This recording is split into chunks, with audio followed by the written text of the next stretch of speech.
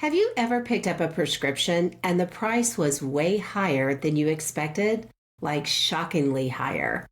If that's happened to you, you are not alone. And more importantly, you have options. Today, I'm going to give you some simple tips of ways to lower prescription cost starting today without relying on just luck.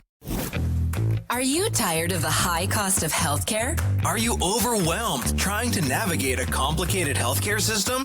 Welcome to Get Savvy, Demystifying Healthcare weekly podcast where we take complicated healthcare topics and make them simple.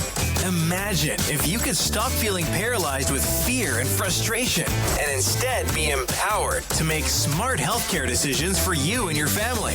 Get Savvy with your host, Sandy Kibling, a healthcare professional changing how healthcare knowledge is shared.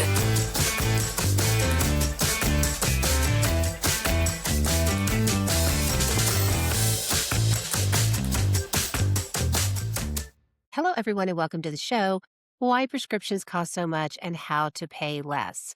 But before we get into the show, I do want to highlight a few new things for 2026.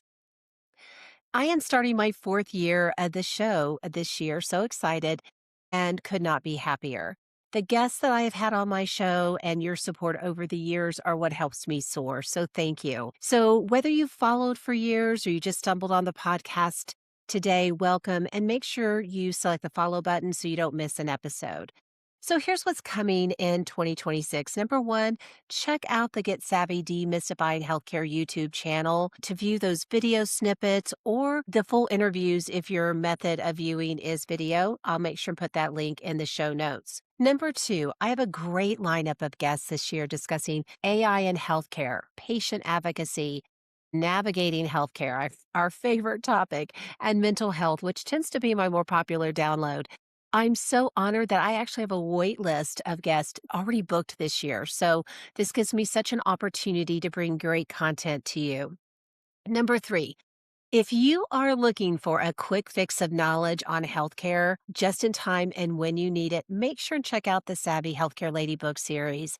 I was recently talking to a friend and she is now taking care of her sweet mom and having to navigate Medicare and understand that to get her mom health insurance. And it was just a lot. So it really just made me excited about the Savvy Healthcare book series because in the book series, they're short books, concise, to the point, you could read in under an hour practically, that do provide that relevant information in a quick format, either audio, paperback, or e-tablet to get the information that you need. Books include Is the Doctor Really In? Are You Seeing the Doctor or the PA? A popular topic. Got a healthcare bill? Don't pay it yet until you know these key things. Medicare Decoded. Get savvy on enrollment plans and avoiding costly mistakes. So, and my upcoming book is going to be on prescription medication. So it'll be expanded on this podcast topic today of what are your options to get your medications more affordable. So make sure and check that out. And now on with the show. So again, welcome back to Get Savvy Demystifying Healthcare. I'm Sandy Kibling, and this is the show where we break down healthcare topics and we make them simple so you can make smart choices. So today's episode is for anyone who has said, I can't believe this medication costs that much money, or I'm rationing pills, or I'm skipping refills because I just can't afford my medications. So if this is you or maybe someone you love, stay with me.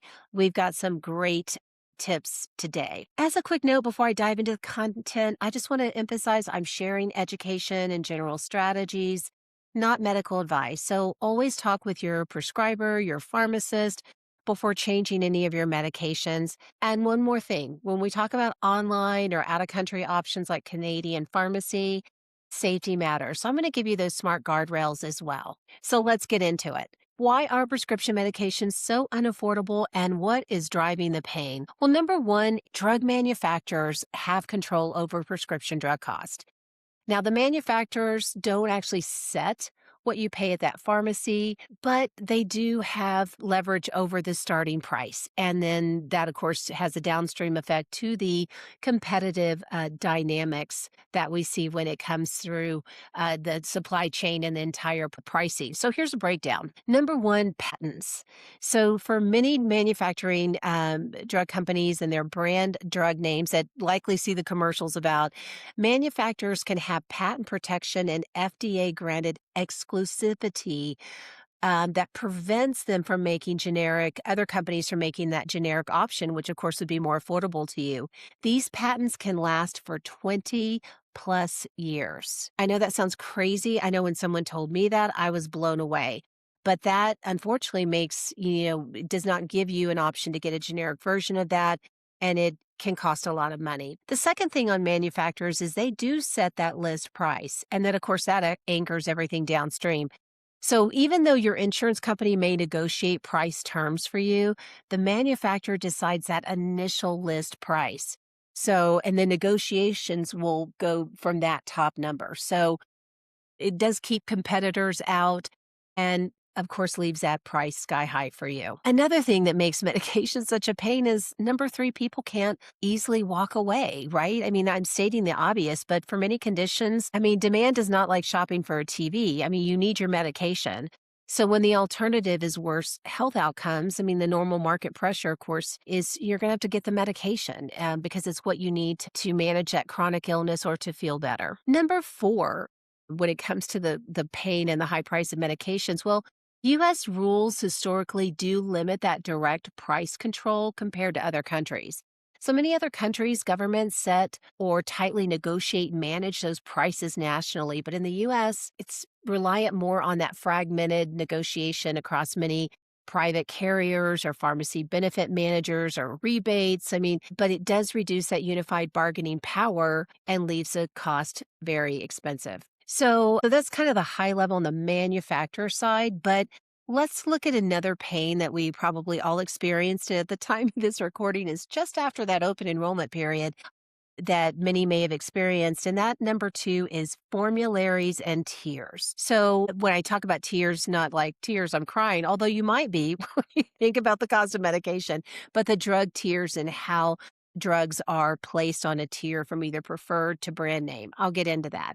But insurance plans don't just cover a drug, they cover it under rules. And I know I'm also a health insurance broker, so I cover these all the time with my clients. But those rules could be those tiers that I mentioned, preferred brands, prior authorizations, also step therapy. So what makes it further confusing is two people can take the same medication and pay totally different amounts depending on their health plan. I actually had one of my clients said, "Hey, I'm on Humana and I pay X." And somebody else who's on a United plan pays Y. And they want to know why there's a difference. Well, again, and that's why, not to sound preachy, but why every year, a lot of my clients may say to me, "Oh, do I really need to review my plans? I'm so over the commercials." Yes, you do, because they do change every year, and especially those prescription medications. So I also mentioned in that conversation step therapy. And I want to talk about what that is real quick, because I have also had a lot of people ask me that.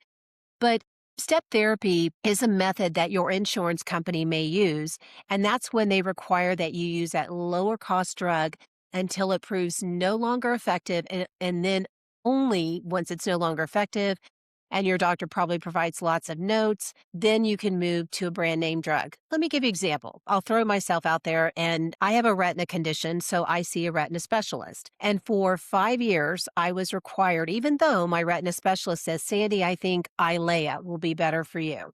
Now, Eylea is a big name drug. It probably still has that patent. And even though my retina specialist felt that that was a better drug for me, my insurance company wouldn't approve it until the lower cost drug Avastin proved no longer effective. So I had to use a lower cost, less preferred drug according to my retina specialist for 5 years before I was allowed to move to Eylea. So I don't want to paint the insurance companies as being the bad wolf here, but that it is a step therapy program because they have to manage their cost as well.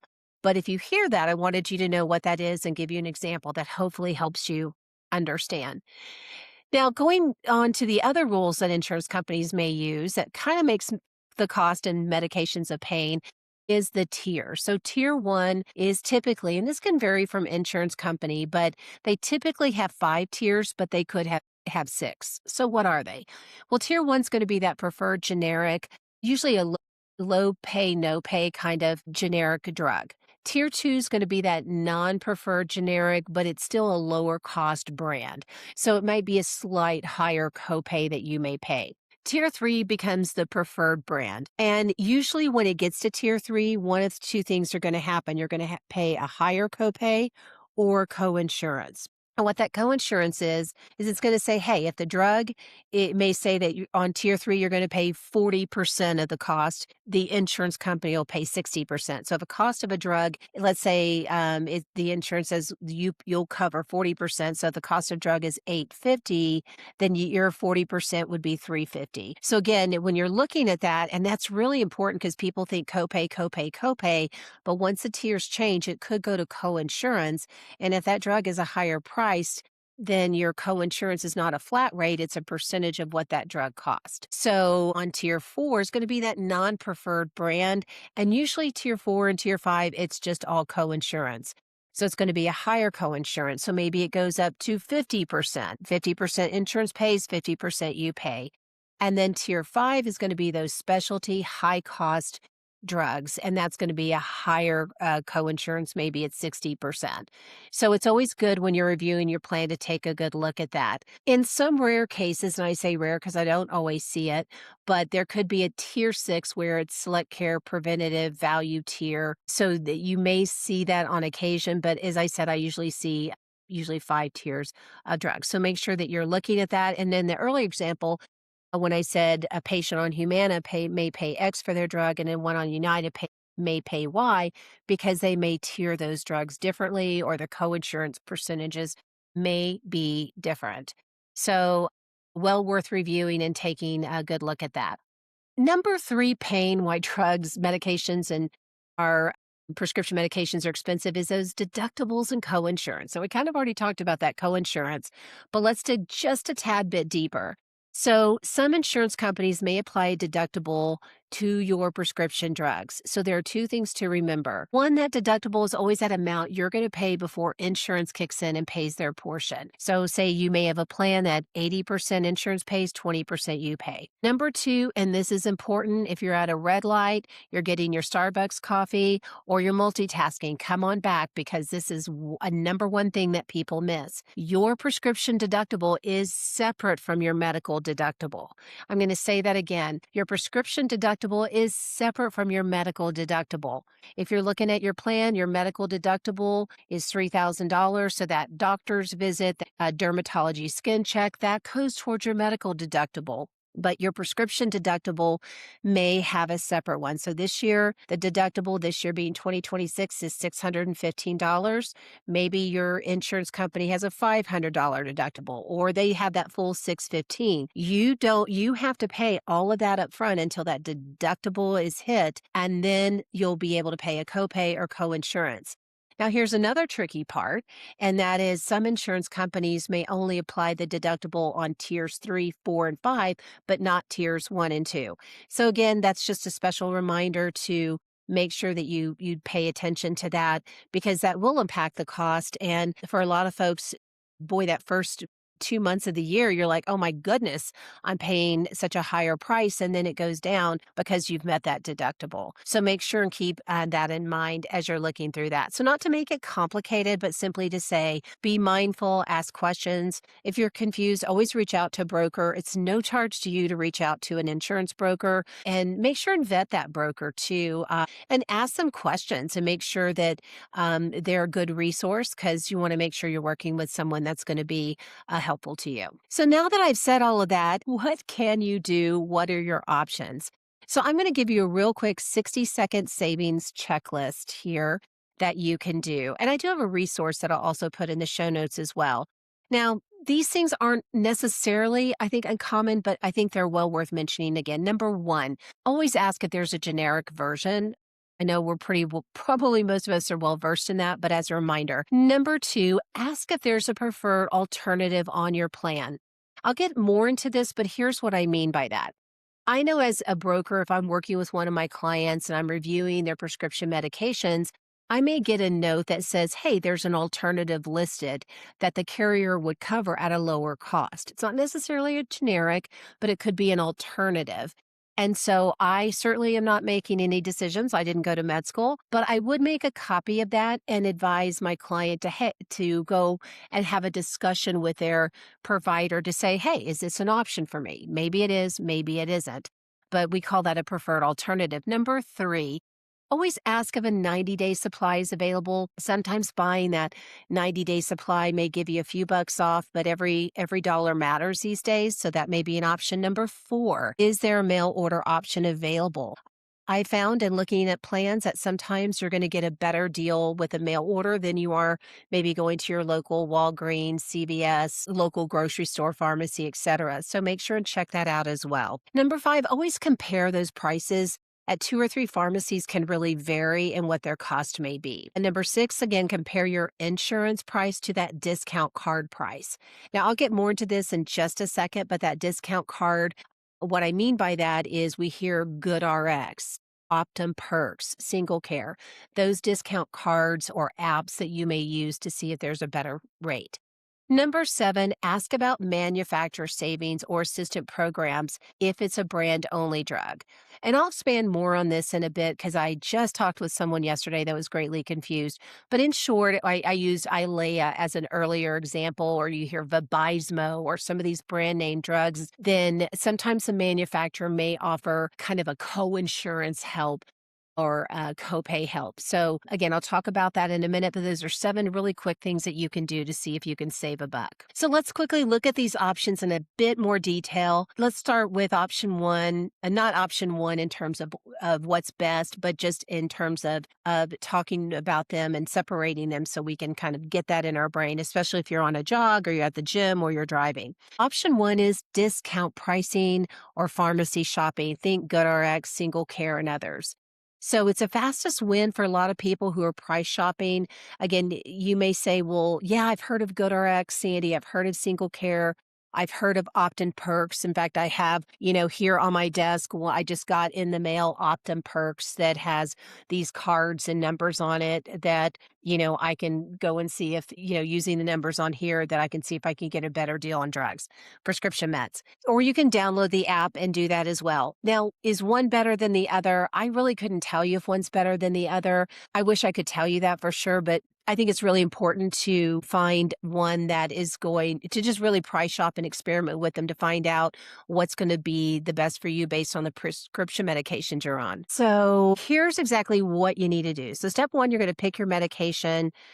And step two, you're going to, again, find out the one that you want to use, a tool. I'll just use GoodRx as an example because I've used it, but you can just look that up on the applications are really pretty intuitive. Most people tell me you can also, if you don't want to use it on your phone, or if you're like my 85-year-old sweet mama who doesn't want to do that stuff on the phone, then you can also do it on a large desktop or browser to take a look at that. And I'll provide that list in the show notes if you want to take a look at those. And then finally compare that to your insurance price. So that's really important. If you say, hey, I'm going to take the drug's going to be $400 for my insurance, but I can get it for $275 if I use this GoodRx coupon. Make sure that you just price shop on that. Also, here's a pro tip. Ask your pharmacist when you're there. Can you ask them this question? Can you tell me what the price is if you run it through my insurance and what the cash price is if you don't want to run insurance? So that may be an option, and then you can compare that way as well so you can see if it's better with that discount card. Now, there are two important cautions I do want to call out, and this is really important. So caution number one, if you use a discount card instead of your insurance, say you ask the pharmacist that and you're like, oh, I can save $150. I'm going to use the GoodRx discount card. That purchase, and hear me on this, is so important, does not count toward your deductible or out-of-pocket maximum. That out-of-pocket maximum is the amount, once you hit that, insurance pays 100%.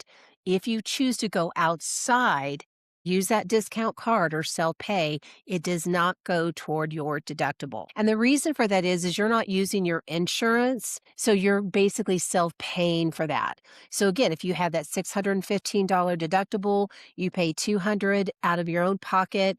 Using a GoodRx discount card, it will not go towards your deductible. So be aware of that.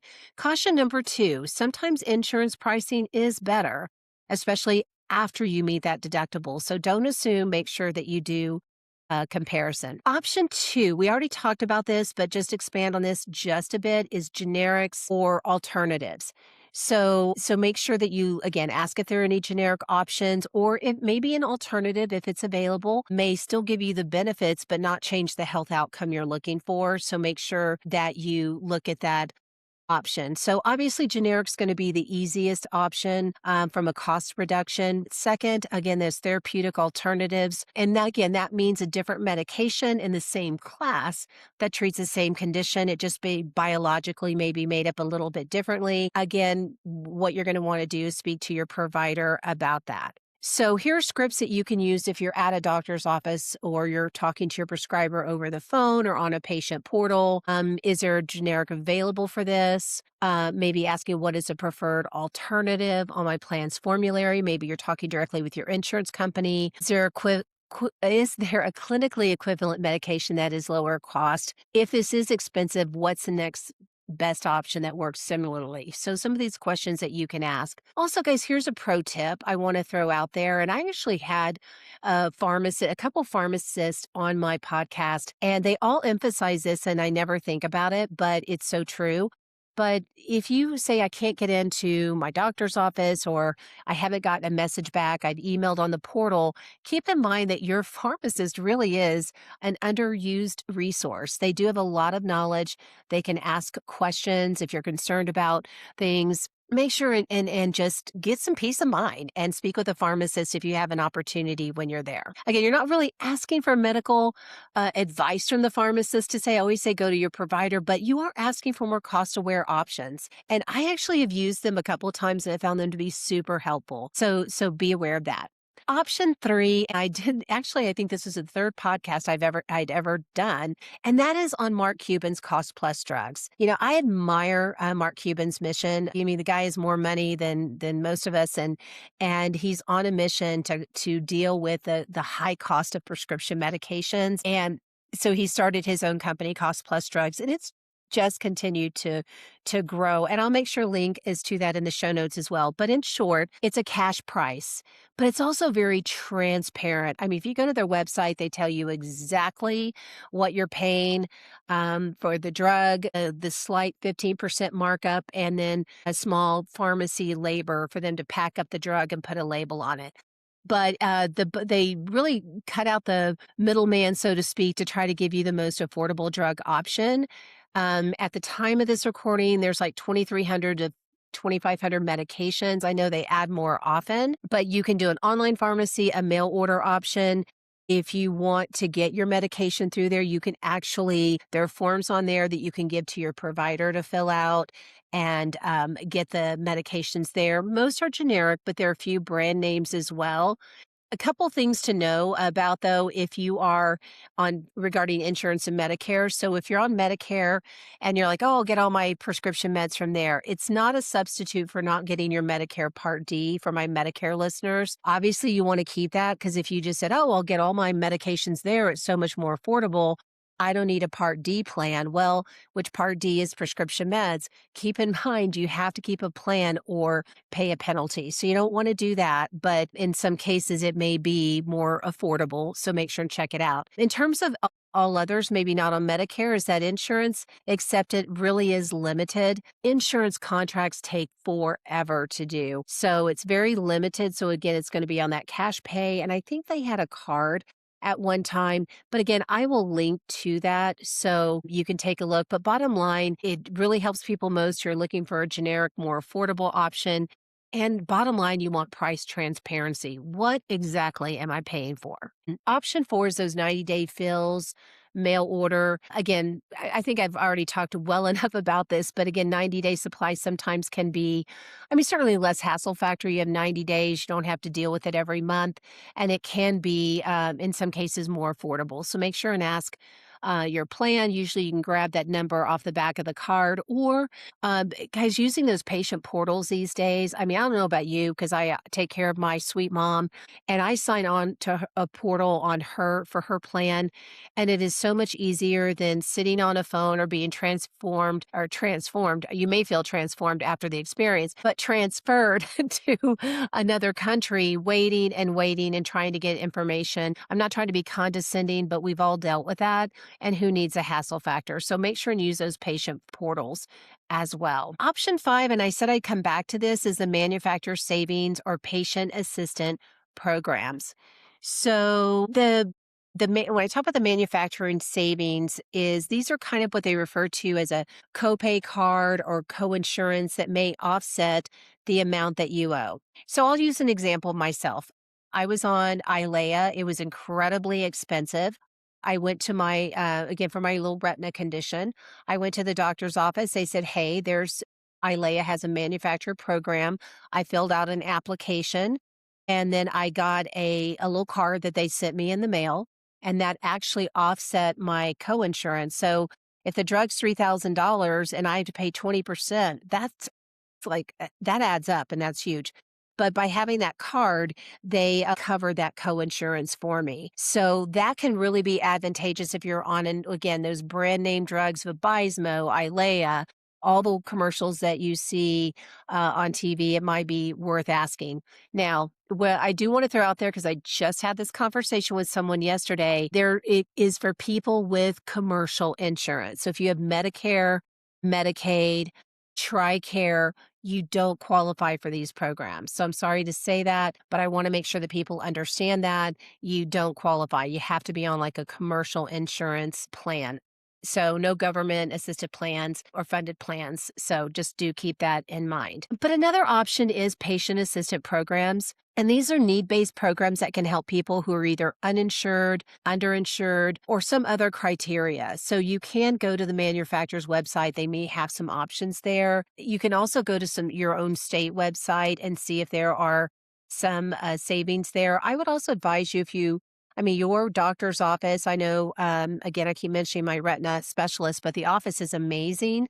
They have a great finance team. And if one option doesn't work for you, they may know several others that may be of assistance from you. So don't be afraid to ask about that. Option six, and this is for my Medicare listeners, these are specific options, Part D and extra help. So extra help is also called LIS or low income subsidy. So again, Medicare listeners only. So if you qualify, you can dramatically reduce premiums, deductibles, and copays under the Part D or prescription drug program. So my Medicare listeners are caregivers of a senior loved one. Number two, I would say, and I know I say this a lot, and you may be tired of hearing me say it, but I'm going to say it one more time. And that over the open enrollment period, I sat at a grocery store and had my sign and my table up, and so many people passed by or they said, "Oh, I'm fine, I'm fine, I'm fine," when it comes to reviewing their plan. And again, I acknowledge commercials, there's just so much people are inundated with. And look, we all have busy lives, but I cannot emphasize enough how important it is to review a plan because the formularies change every single year. I use the example. I was on an Alvesco inhaler, and for 3 years it was covered under my plan. And then the fourth year, I went to the pharmacy at the first of the year, and I was told it was $450. And I almost fell over. And I looked at the pharmacist. He said, "Well, and I said, "Well, did it move to a higher tier?" They're like, "No, they don't even cover it anymore." So it was completely off those tiers that I mentioned. And I had to completely pay out of pocket. Now, I wasn't going to do that. So I will tell you what I did next to solve that problem. But make sure to review your plans every year to make sure that you know what changes are going to happen. Also, number three, again, my Medicare listeners, really be aware of the prior auth, the step therapy, the quantity limits. Make sure you ask those questions either to your broker or if you're confused about that and you have your card, say your prescription D card, make sure and call the number on the back of the card if you have questions. Option number 7, and this is really important, and this is gaining a lot of popularity, guys, and I use it today. Canadian pharmacies and online pharmacies. They are really some good options that are out there. Let me start with a good example you can sink your teeth into. I'd mentioned my Alvesco inhaler almost fell over when they told me it's $450. My insurance company no longer covered it. I went to the Canadian pharmacy, and for an inhaler for 3 months, I pay $105. That's right. Did you hear that? $105. Now, because I'm going outside of my insurance company, it's not going to go toward my deductible, but I don't care. I'm saving close to 300 plus bucks a month, and I can breathe, and I'm grateful. I think this is a super option. Make sure and take a look at those options. And I'm going to call out two that I think are really good options. But here are the guardrails. I said in the very beginning I would talk about that. Avoid sketchy websites with unreal pricing and no verification, because those can be kind of risky. They are risky. So be aware of that. Only use pharmacies that require a prescription. If they don't require one, that's a red flag. Look for clear licensing information. A lot of them will have, what they're like. We think FDA in the US. In Canada, I know it's different, but they'll put on their website, they're completely transparent about how they are regulated. So be aware of that. You should be able to ask questions to a pharmacist or a resource to be able to answer your questions. And be careful with supply continuity. If you start a medication, you don't want gaps or inconsistent resourcing. The other thing I would tell you that I found to be true, especially if you're ordering, if you are ordering from a Canadian pharmacy, is sometimes there can be 3 to 4 weeks for that to be filled. But for me, if it's a cost savings, I'm all ears. I'm ready to do it. So I would just make sure. I would just make sure that if you are looking at a refill, let's say that once my inhaler gets about halfway down, I'm Johnny on the spot. I am calling in and getting my next refill done. So be aware of that. So I'm going to recommend too that I have personally used. And as a broker, I have interviewed both these companies, so I find them to be reliable. One is the Canadian Med Store, and one is Maple Leaf Meds. Now, the Canadian Med Store, I love. The people over there are top notch. They're amazing. The only thing that I find a little bit different about them is they have like a special concierge. So you talk directly to that person, and they are going to talk directly to you. They're going to answer your questions. They're going to tell you, what's going on, and which I think is super awesome. It's kind of a concierge type service, and they are also based out of Florida. So if you have a doctor that is kind of concerned of, hey, I don't want to ship or provide a medication over to somebody in Canada or whatever, you can look at you look at using them because it's in the States. So great service. I actually got my medication a little faster than the 4 weeks. Love the team over there. The only thing I will tell you is you do get charged a little bit of an upcharge for that concierge cost.